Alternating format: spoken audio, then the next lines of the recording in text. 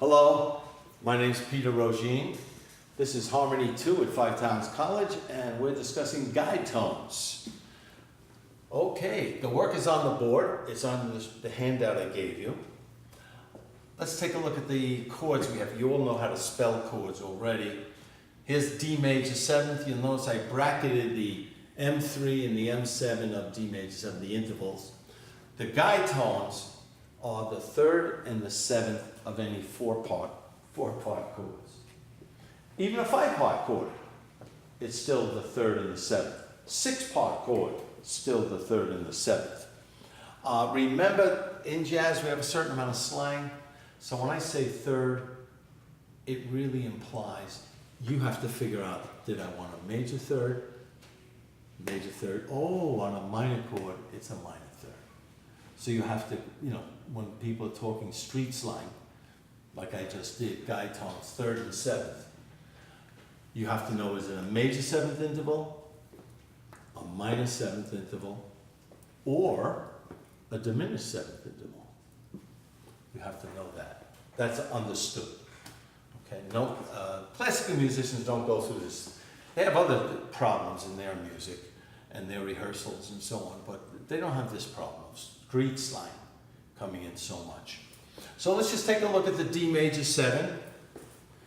By the way, I like to play things an octave lower.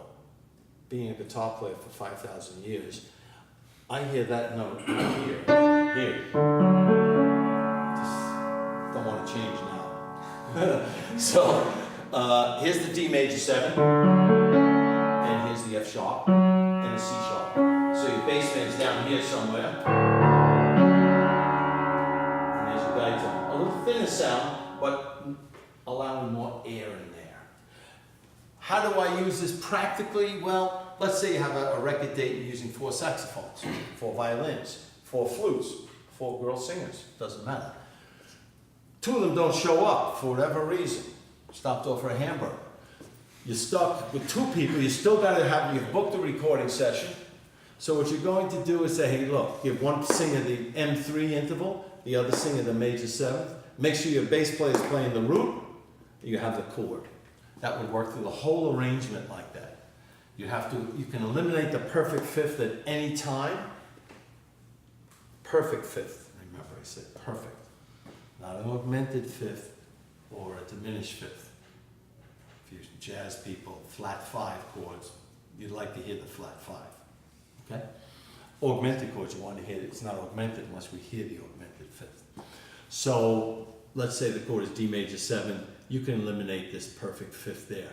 D dominant 7. You could eliminate the perfect 5th.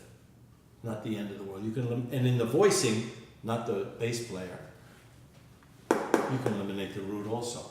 So now the 2 people that stopped off for burgers, that's fine. We can just do the chart on the bottom. F sharp and C sharp, F sharp and C naturally. You notice it's marked in red, as in all my classes. Diminished 5th interval is an active interval. It's an active interval because when you were a little kid and you sang some nursery rhymes, you heard a 5 chord, dominant 7th. Going to a 1, boom, you were imprinted. You can't pretend it's not there. Some of you guys say, I invented music when I was 16 years old and I don't want to be affected by anything. Well, it's too late. You have been imprinted with a dominant 7th sound going to a 1 chord, and we can use that. Doesn't mean your music always has to have that, but you just can't pretend you haven't been imprinted with that. You weren't born in the hills of Mongolia somewhere. There's no electricity. You don't hear any music from the Western world. Okay. D minor 7. Tony, why don't you come to the piano, please? And I remember being on a gig. I was a young guy, 16.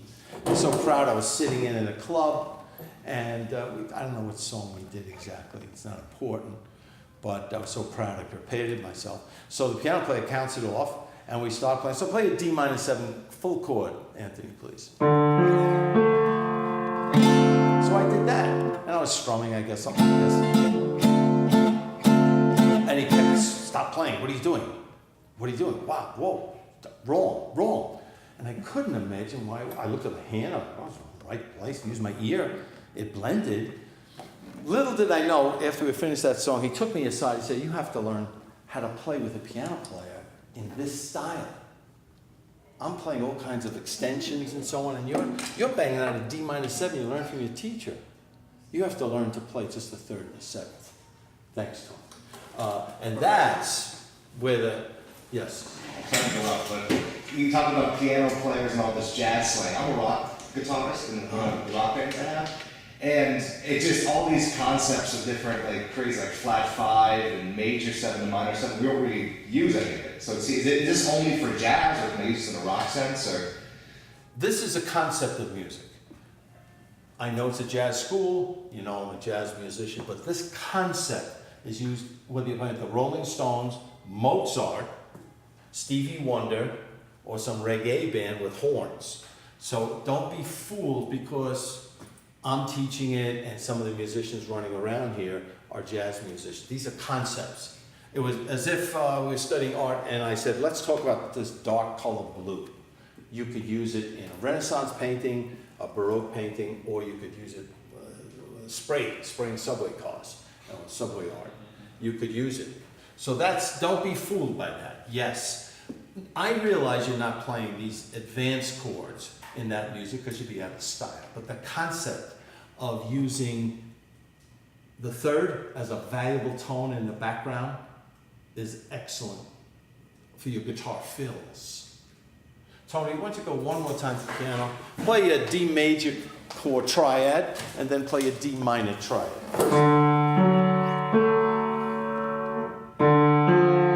Okay, so do that once again. Ready? And minor. That's how you might base part of your background fill on it. Even, I'll do once again, even if you were soloing, you could use those notes as principal target tones.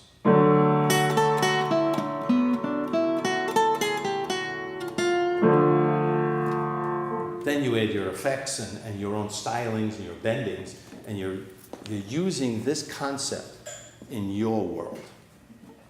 How's that? Okay. It's the best answer I could really give you on that. If you're playing with a guy who does a Stevie Wonder material, thank you, Tom. Stevie Wonder set or Steely Dan set, you'll definitely need this material exactly as I'm doing it. But in most rock things, you'll find use for the concept of, oh yeah, the 3rd is really a valuable sound to emphasize in your background parts. Okay? Let's see, what else should you really know? Well, over here, if you want to capture, like I'm really a jazz musician, so I would suggest listen to Jim Hall Live.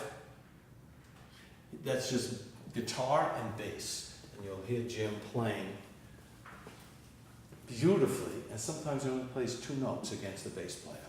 And you hear how rich it really does sound. It may not be enough to fill up an arena. We all know that. He's playing a small club. But the concept is just gorgeous. And here's Sarah Vaughan, vocalist, with Quincy Jones doing the arrangements. And you hear the very thing I was just talking about, moving lines held. And Quincy, of course, is a master arranger. He even worked with Michael Jackson. Please, no phones. Okay. Okay. So check out Quincy with Sarah, writing for horns, strings, oboes, the full woodwinds. It's gorgeous. And one of the other ones I like is Stevie Wonder and Tony Bennett at Carnegie Hall, where you actually have a visual of the string players playing with their bow, holding one note. And all of a sudden the light bulb will go on. That's what he's talking about. By choosing principal tones of a chord, the singers have all this freedom on top. Okay? So you know the homework, all keys, make this exact format. You'll need your red Rogine pencil to do the markings. Have a nice afternoon. Thank you. Thank you. Thank you.